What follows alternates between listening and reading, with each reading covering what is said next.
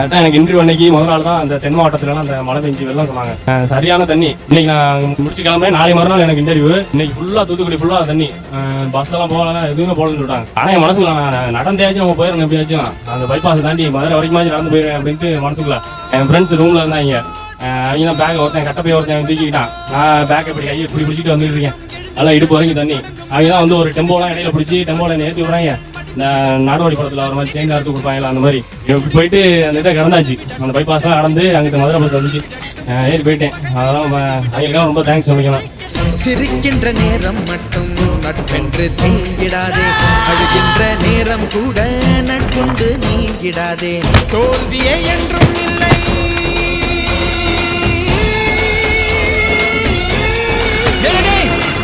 துணிந்த பின்பு இல்லை.